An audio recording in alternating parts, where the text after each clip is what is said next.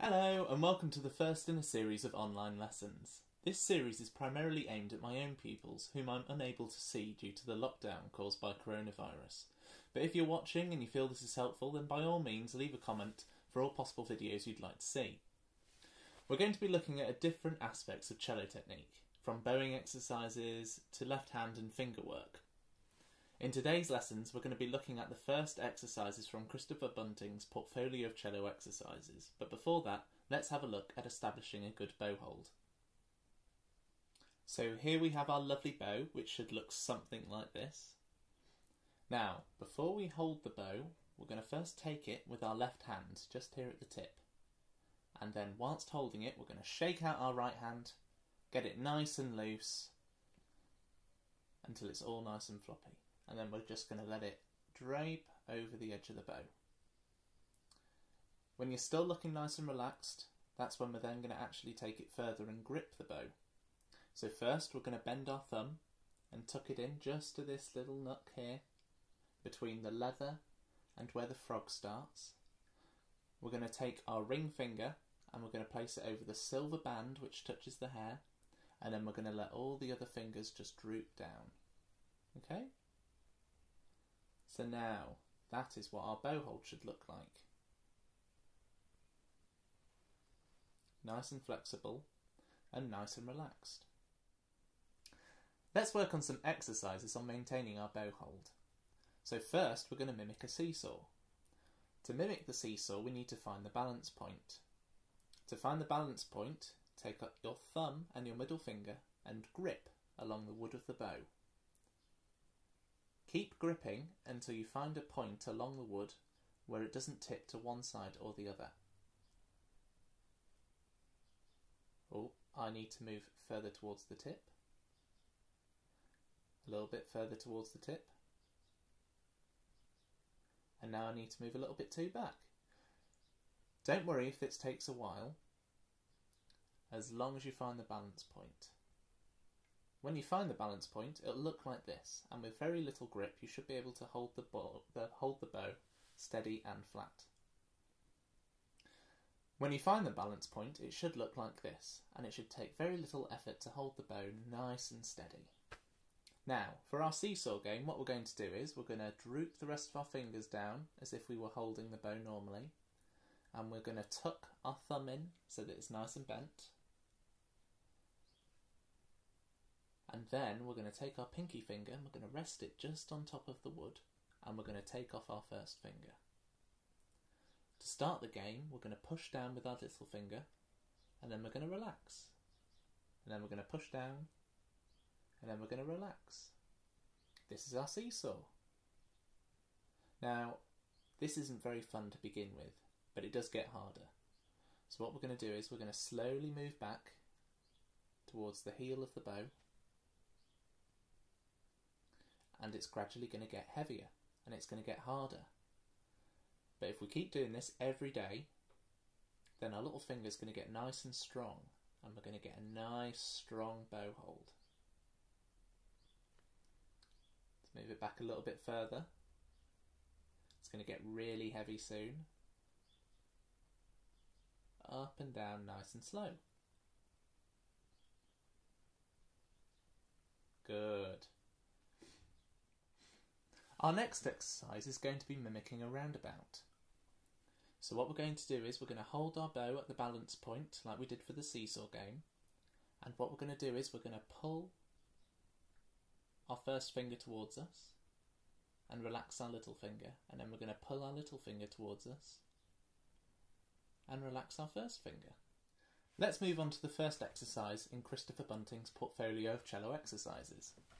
Now, I will flash up at somewhere or another, either in the description or in the video itself, I will show up the page that we're going to be working on.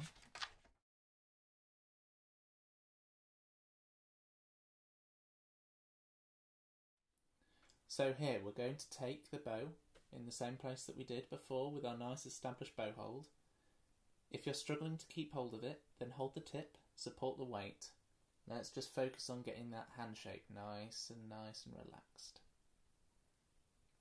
So the first exercise is that we have to draw a horizontal line of about 6 inches.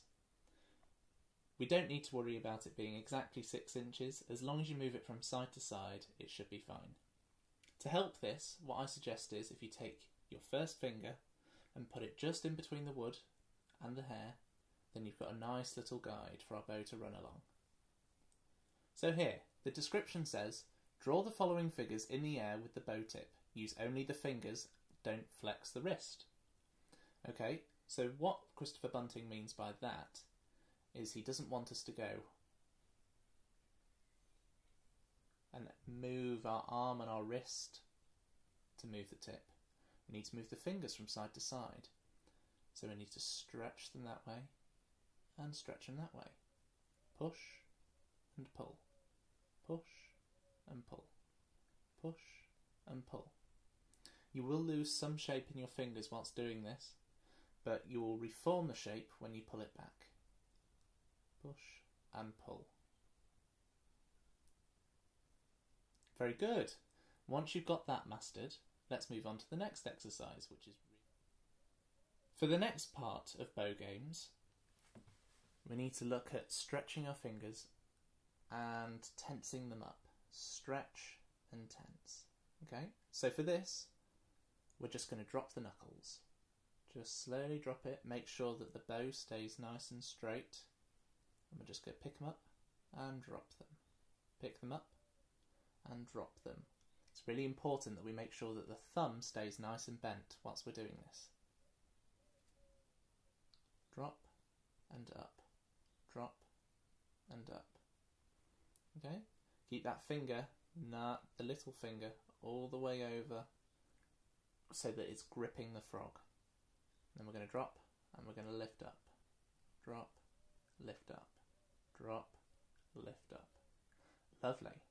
With that, we can move on to the next exercise, which is we've got to draw a circle with the tip of our bow. So this incorporates both downwards and upwards movements and side to side movements. Now, a circle is going to be really hard to draw. In fact, what we're actually looking for is more of an oval. So what we're going to do is we're going to stretch and slowly lift up, and then stretch and slowly drop down. Even I struggle to do this, so it's important that you practice this every day. Stretch, lift up, stretch, drop down. Stretch, lift up, stretch, drop down. The last game in this episode is called Monkey Up the Tree. For this exercise, we need to hold our bow straight up so that it's pointing to the ceiling, and then we grip it with our nice, lovely bow hold, but we're just going to hold it vertically. For this exercise, you're going to have to move your thumb up, grip the bow, and then move your fingers, but you can't let the bow drop. What I'd advise is hold your hand underneath in case it does slip, and then you don't break your bow. Okay? Let's have a go. So we're going to move our thumb up, and then our fingers, and we're just going to let the bow fall between them. And there. Our hand is climbing up the bow, or our monkey is climbing up the tree. When you get to the top of your bow, just push it back up and have another go. Thank you for watching, and I'll see you next time for more cello technique lessons. Bye!